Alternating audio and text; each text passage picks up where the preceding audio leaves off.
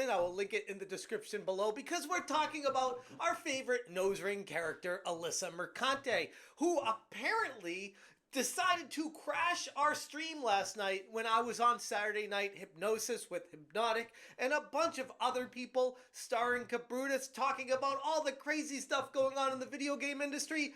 And of course, Kotaku's favorite editor, Alyssa Mercante, had to. I just raised over 20K for Trans Lifeline LMK. If you guys want me to raise money for soap for you. Okay. Well, that's good. She's doing some, I guess, good stuff for once. Instead of just being a shitposting troll. Just couldn't resist diving into the conversation to make it about herself, and I can't ignore. But do you, like, she has an actual job, right? She's just not a troll, like, is she? I thought she worked at an actual publication like Kotaku or something like that, wasn't it?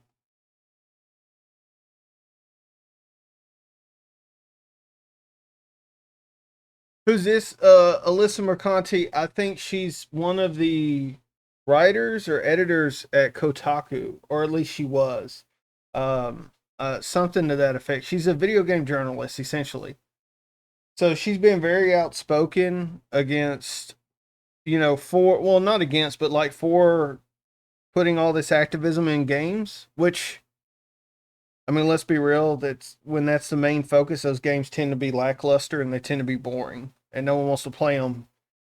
And when the fan base is sitting there saying these games suck, she has a habit of trying to go out there and vilify people because, I mean, that's her job. Her job's journalist, but that's kind of what they're doing nowadays. So is it interesting if I don't know how big these guys are. I think they're decent, but I don't think they're huge. If she's crashing their stream where they're talking about this stuff, that's kind of weird. I mean, it's not that weird, but it's just. I wanted to. For the longest time, I saw her doing this. I saw people sharing images of how she's running this thing that's going to be a charity for raising money for this trans lifeline thing. And I'm like, good for her. You know, whatever. I'm not going to even look into that because that's her thing. Right. It's good vision. We envision a world where trans people have the connection, economic security, and care everyone needs and deserves, free of prisons and police. What the fuck does that mean? Care everyone needs and deserves, free of prisons and police. Well, I don't understand what that last bit means. We envision a world where trans people have the connection, economic security, and care everyone needs and deserves. Right. Everyone should have that. Free of prisons and police. What prisons? What police? You have to have police to enforce law. Or maybe she's talking figuratively. She stays in her sandbox and plays over there. I'll play over in the video game area, where I want to talk about. That last bit, I'm confused with that last bit. Let me, hold on.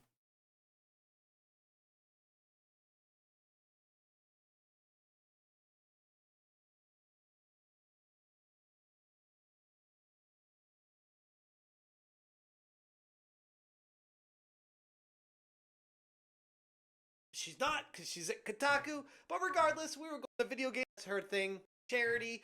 Trans Lifeline. Let's see here.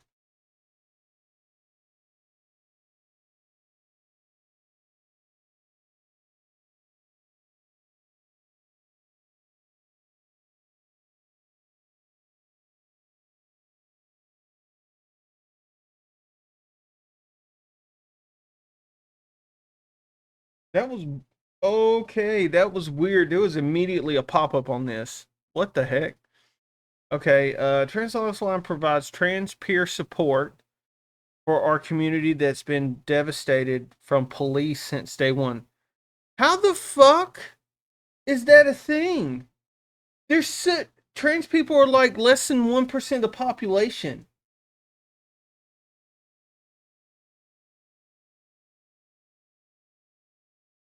Connects trans people to the community support and resources we need to survive and thrive. What the we envision a world where trans people have a connection free of prisons and police. First of all, you only go to prison if you break the law and you're found guilty. Second of all, like, yeah, no one, like, everyone's a little afraid of the cops. I'm gonna be honest with you. Fuck, I am. Every time I see one behind me, I get nervous as shit, even though I don't do anything. It's not. It's so weird to me that people like think that they have a. They're the only ones that don't do that. Anyway, but that's this speaks. This is so specific of a thing. Free of police since day one. What do you? What does that mean? Don't break the fucking law. It's one thing to be nervous. It's what issues sounds. Oh, sounds a bit woke. This it is woke. She's very woke. She's insanely woke. But this is like if so. I don't have provide trans people with a supporting community. I have no problems with that. I think everyone does need a supporting community every now and then. Like we all have rough times, right? I think we all can agree on that. But like we envision a world where trans people have the connection, economic security, and care everyone needs and deserves. True. She is an idiot. This is true. She is an idiot. It's so weird. She tried to be an OnlyFans model, but she failed, so she went games journalist. So just so you know, she went OnlyFans, failed, games journalist. That's how low games journalists right now are on the totem pole. That's how bad it is. Let's see. Grassroots hotline and micro grants. Okay. Organization offering direct emotional and financial support to trans people in crisis for the trans community by the trans community. Okay. Principles. Let's see. Peer support. That's nice. Good for them. Community. No, not cops. That makes no. I hate when people are anti-cop because I can tell you right now, the cops just don't randomly appear when bad things happen. Someone calls them. It's amazing how anti-cop people are some of the first ones to call the cops. Harm reduction, that's good. Confidentiality and anonymity, that's good. Structural, not pathological.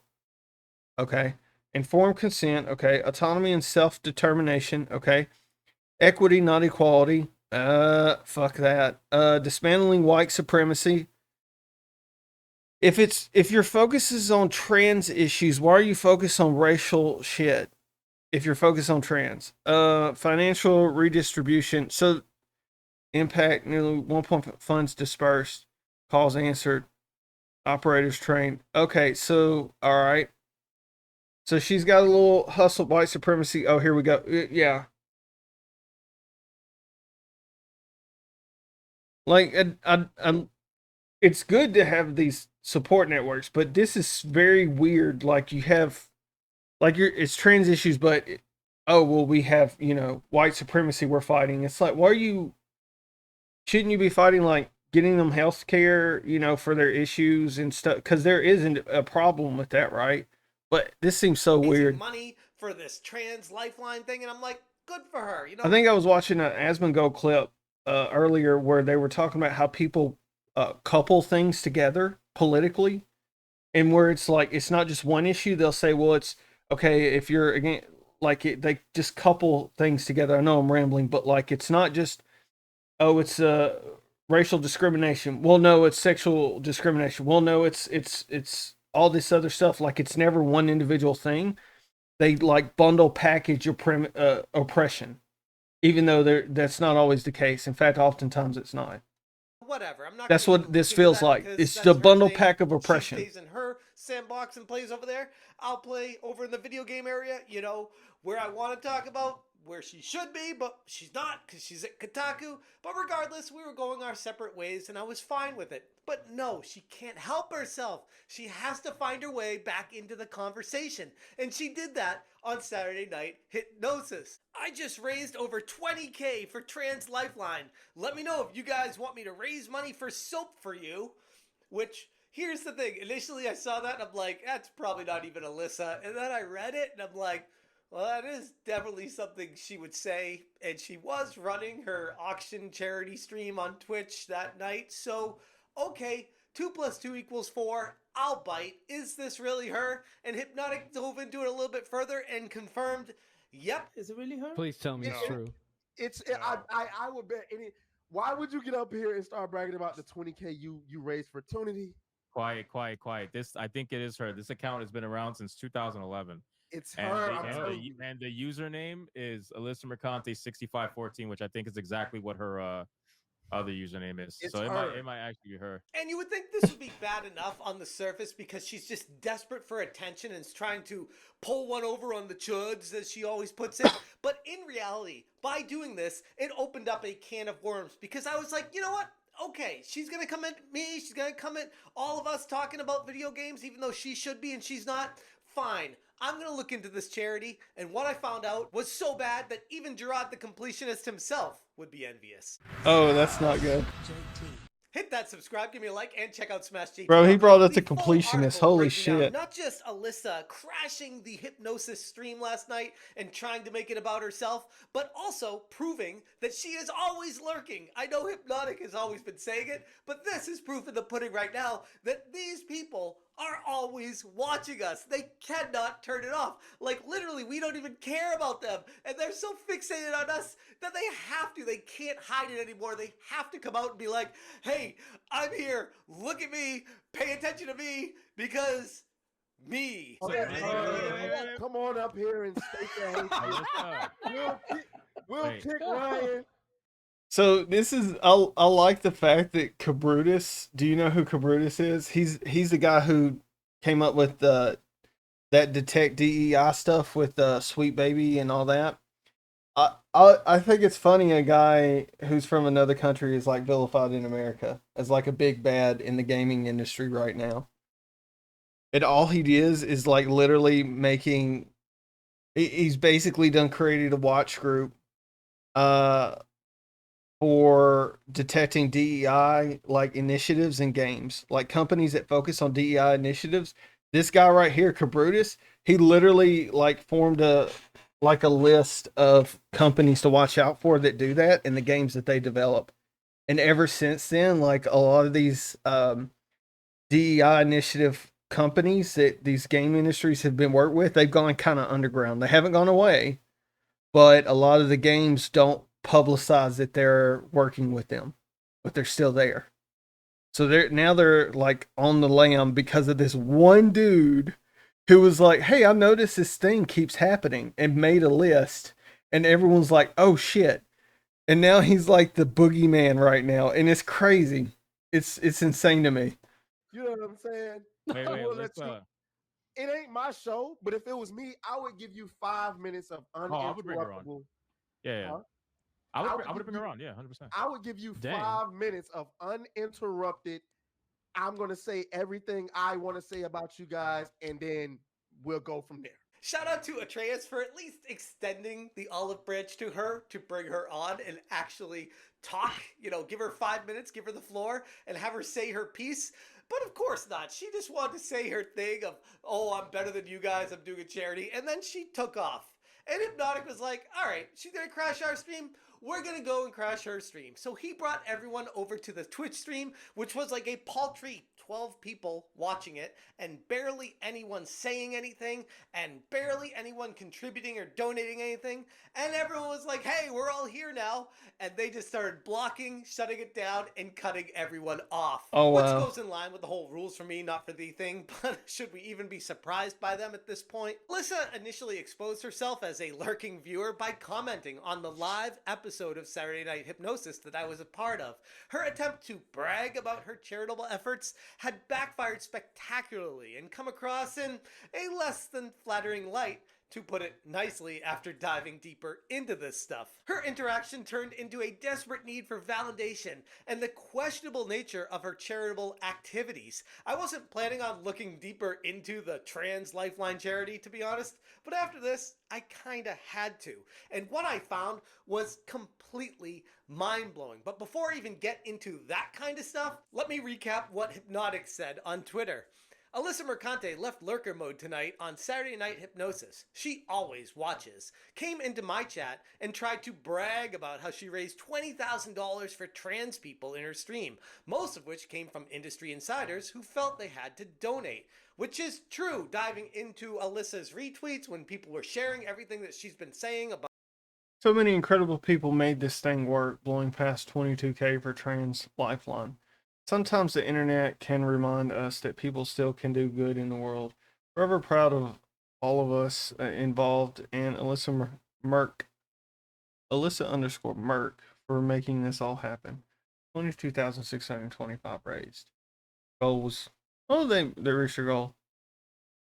About this trans activist stuff that she's been pushing. You know, the sad thing is like if people like her who have a certain level of notoriety on the internet right now, if she just literally just quit trying to vilify and attack people and just started having conversations with people, I guarantee you she would probably raise a heck of a lot more money and a lot more awareness.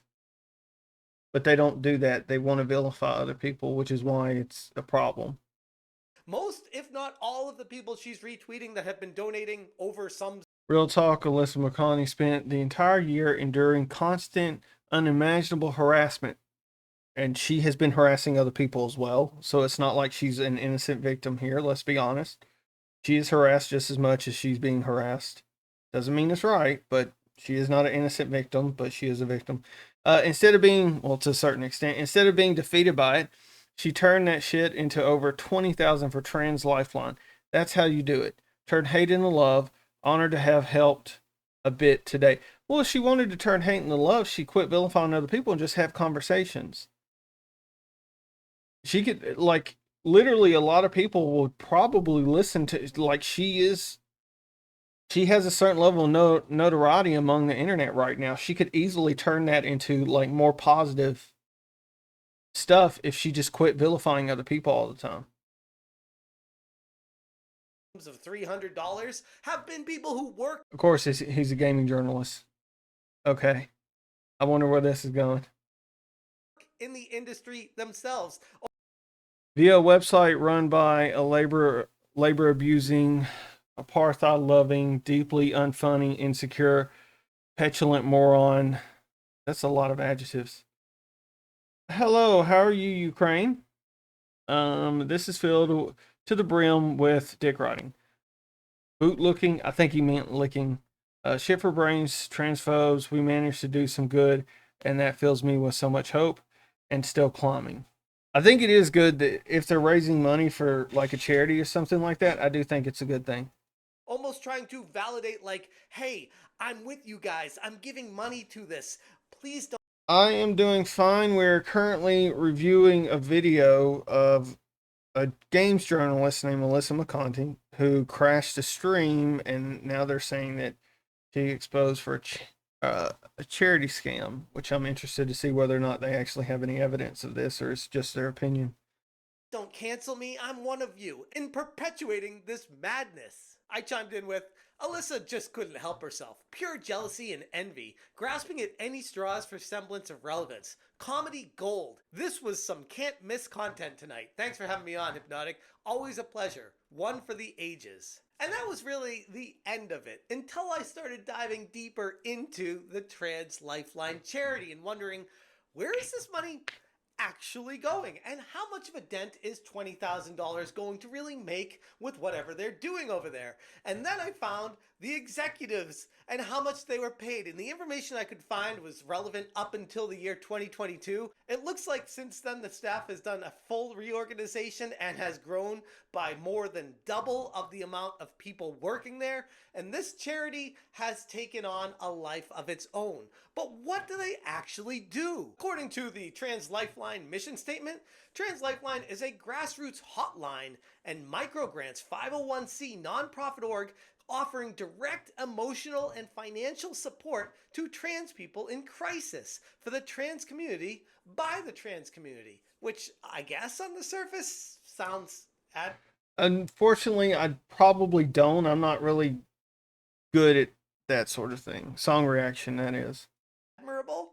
You're giving money to people that need it because they identify as trans, which, by the way, by doing that enters up a whole slew of questions of like identity and how you identify. I tend to like to focus on like internet, like currently internet culture relevant things or like gaming stuff because that's stuff I'm interested in.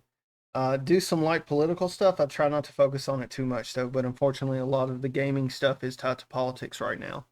and who's even identifying themselves and how they qualify for it and all that kind of stuff. I'm not even going to get into that tangled web of weaves that could lie. But the specifics of the people that work there and the pay that they get really exposes what's going on here. As of Woo, 2022, that's a lot of money. these 5 directors and board members were being paid over $100,000 annually. For most of them were part-time or doing this as part of other jobs that they do. When I looked into them on LinkedIn, where this wasn't the That's only almost thing that they even did. 600,000. And the co-executive directors were making $150,000 or so annually. And the 5 directors back then, over $500,000 combined in salaries for their efforts. Yeah, which, that's a lot. I guess, I mean, charities do cost money to run, and it does take an effort, but you can't tell me that a board of director co-chair of Trans Lifeline should be getting over $150,000 annually for outreach phone calls.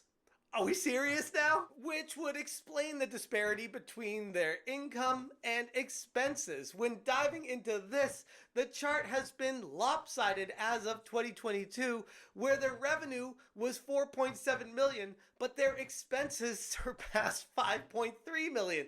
They're spending more than they were getting doing whatever the hell it is they do. Phone calls for people that are trans and in crisis, whatever that's supposed to mean.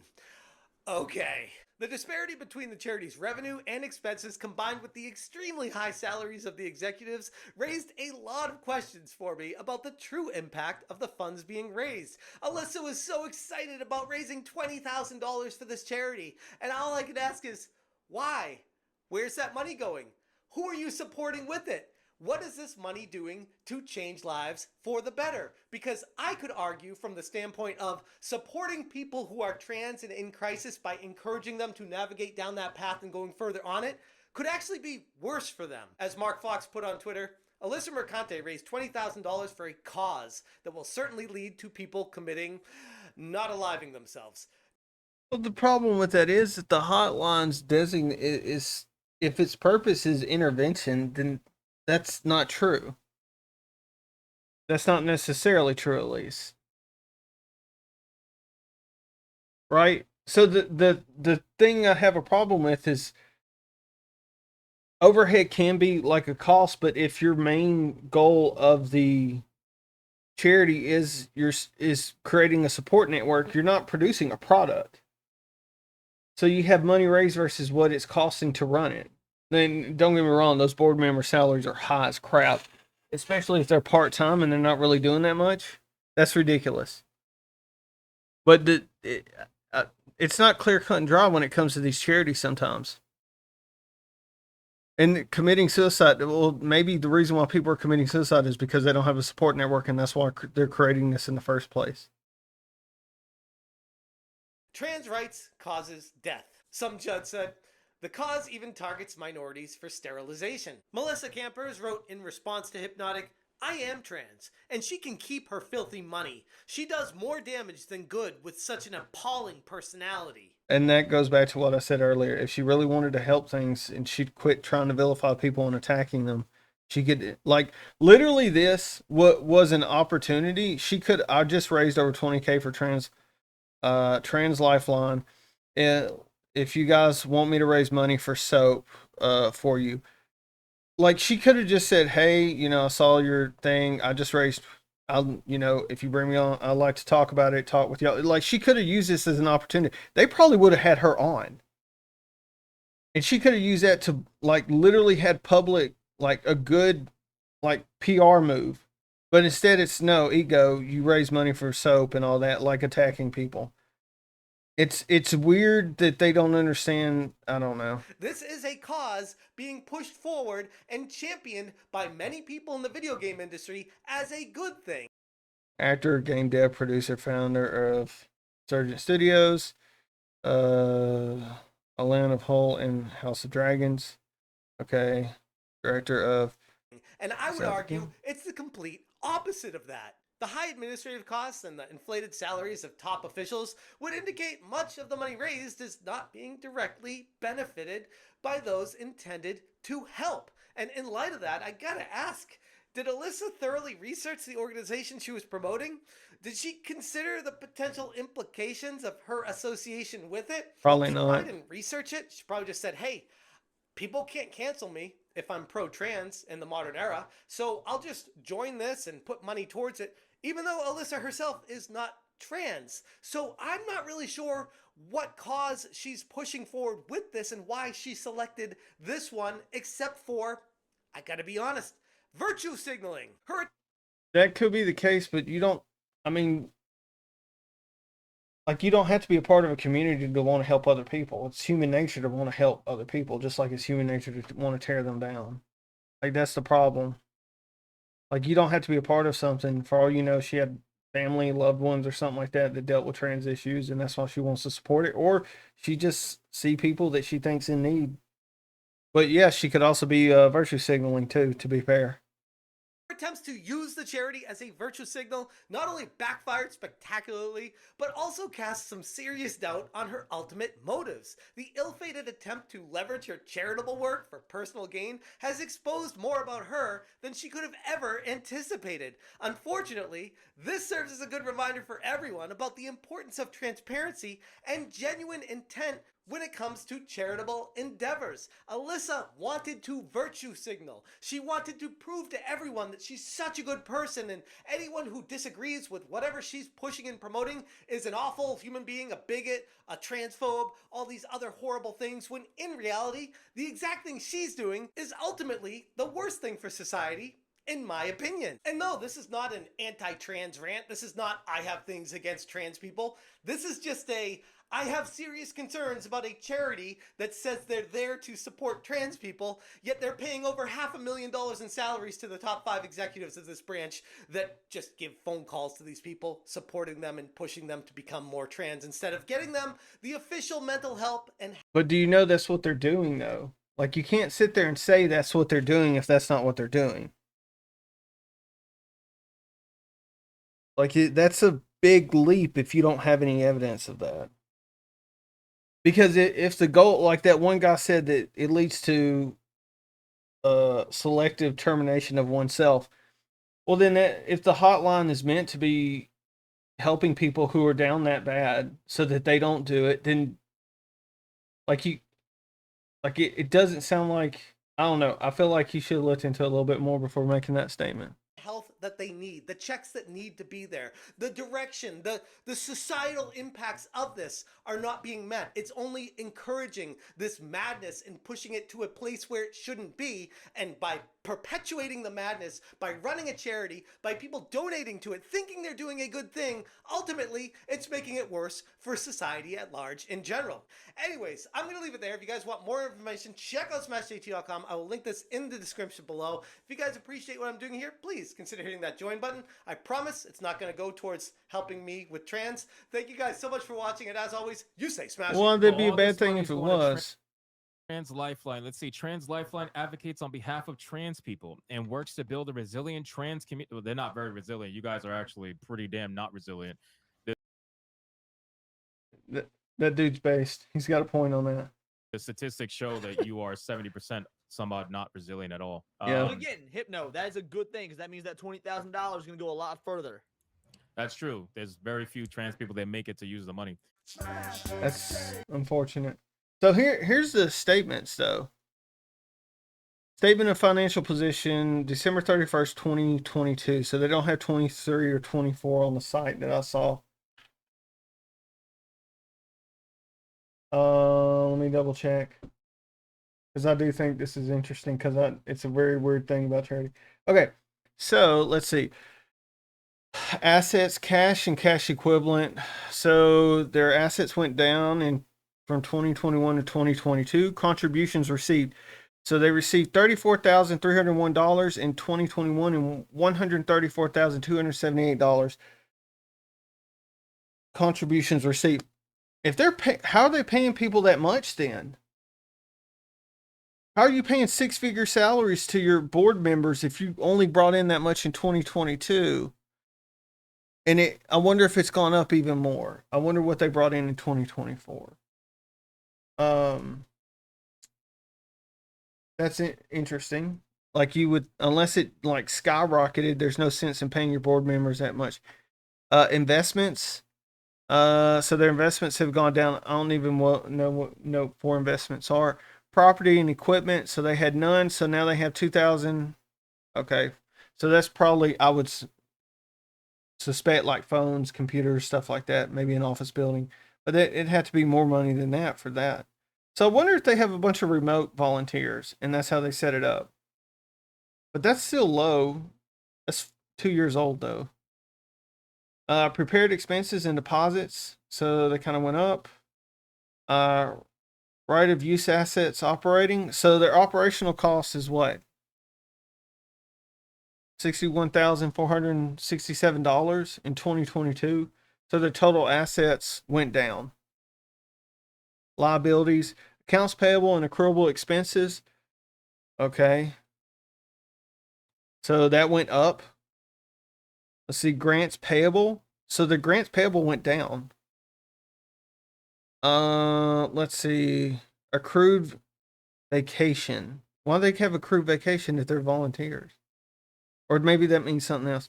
Operational lease liability, $62,409.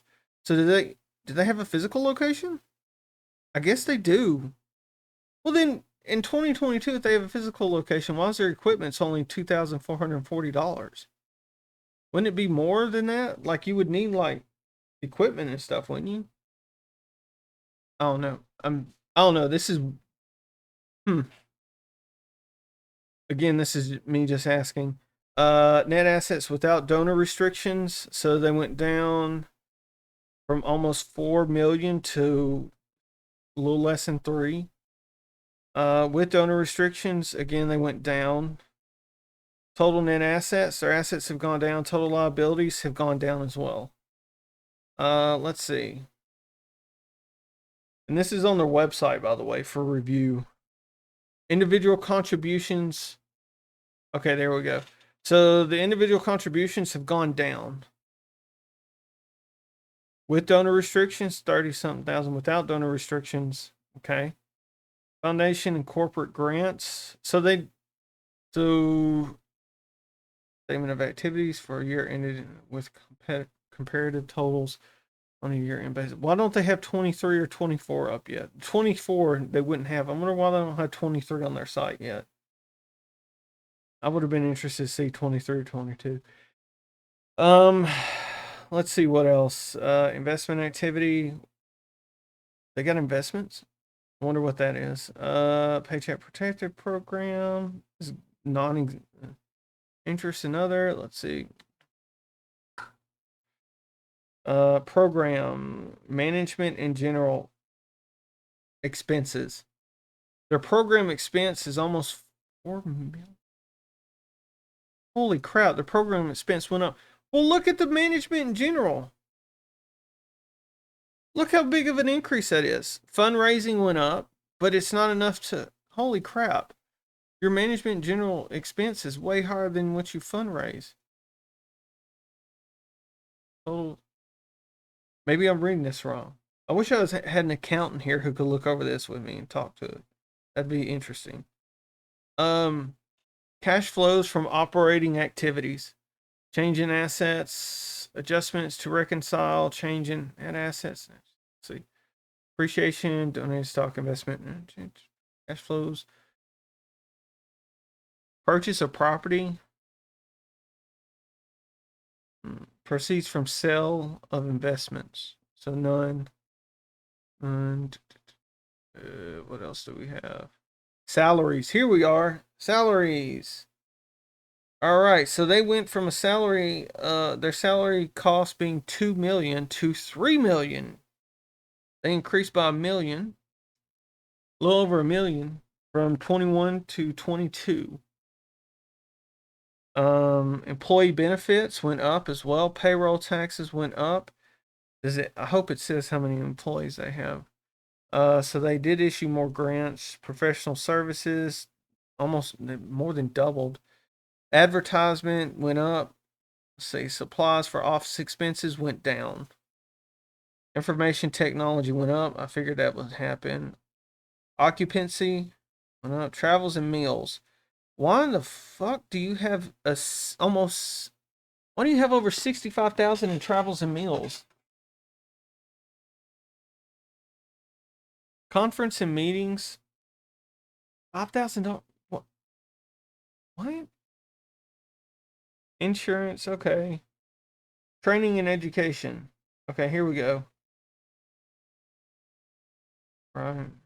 So training and education went up. That's good, especially if they're meant to be a support network for people who need support. That's so weird though. Is it? Like, why have their travels and meals gone up so much? Like, that's insane. I wonder if the number of people went up. So the program is this. I wonder what call and management in general is this. Fundraising, okay. Employee benefits, payroll taxes. Da, da, da, da. I wonder if board members count as program or management in general. That's weird.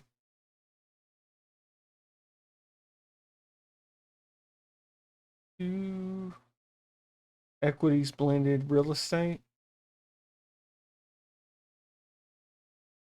Lease liability payments. Okay. So hotline net assets. So the hotline, okay, makes sense. Communications, micro grants. Why did the micro grants go down? Why did the micro grants go down?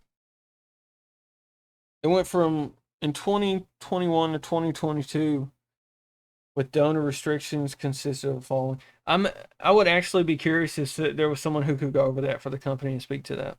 Or the organization, not company.